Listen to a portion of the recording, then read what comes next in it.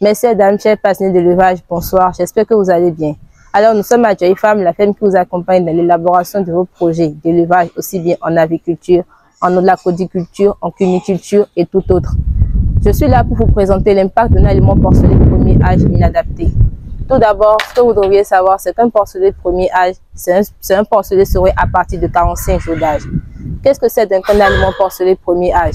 Un aliment porcelet de premier âge, c'est un aliment de haute qualité conçu pour faciliter la consommation rapide par le porcelet serré à partir de 45 jours d'âge.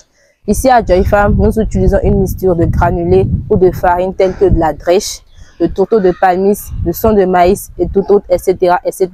Tout cela dépend de votre ferme et aussi de l'alimentation que vous devrez apporter à votre porcelet.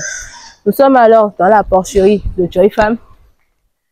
Ce que vous devriez savoir, c'est que pour réussir le sevrage de votre élevage en porciculture, l'alimentation s'avère primordiale. Primordiale parce que nous quittons le lait maternel pour l'aliment solide chez les porcelets, ce qui nous permet à Joy Farm d'avoir 100 kg en 7 mois.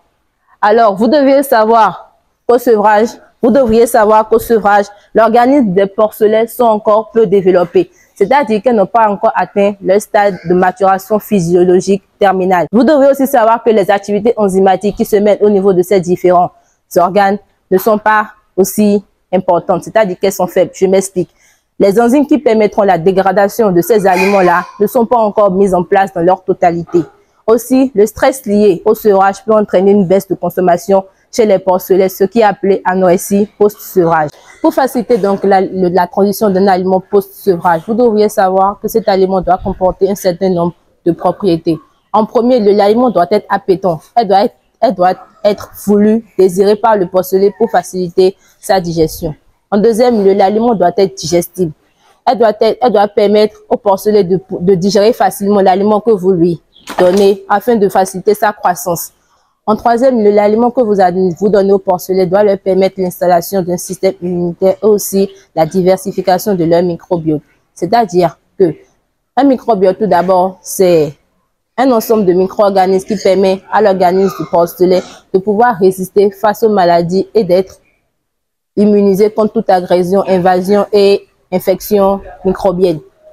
Aussi, si les porcelets ont du mal à manger l'aliment que vous leur administrez, c'est-à-dire si l'aliment que vous apportez à vos porcelets est inadapté, elle sera mal consommée et mal valorisée par le porcelet, ce qui entraîne donc des conséquences non seulement sur le plan économique, sur le plan médical et sanitaire, mais aussi sur le plan physiologique. Tout d'abord, sur le plan médical et sanitaire, vous allez enregistrer des mortalités, vous allez observer de la diarrhée, de la constipation, des ballonnements, des nausées. L'animal ne sera pas à l'aise, il ne pourra pas consommer l'aliment que vous lui avez donné. Sur le plan physiologique, vous allez observer que vos porcelets seront d'une maigreur extrême. Ils n'auront pas une musculature bien développée et cela représente une perte énorme pour votre élevage, ce qui nous emmène donc sur le plan économique. Une fois le porcelet à terre, il vous faudra donc mettre la main à la poche pour pouvoir le lever, si je peux m'exprimer en ces termes.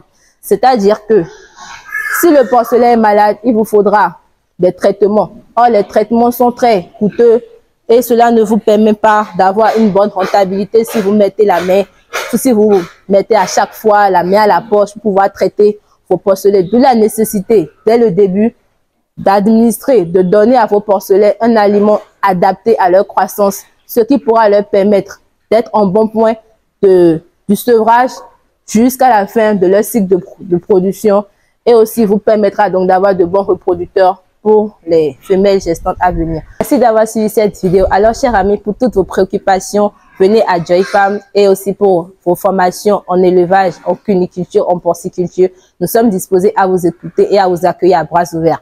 Regardez ce porcelet par exemple. Regardez les. Bon, ils sont en train de fuir, hein, donc.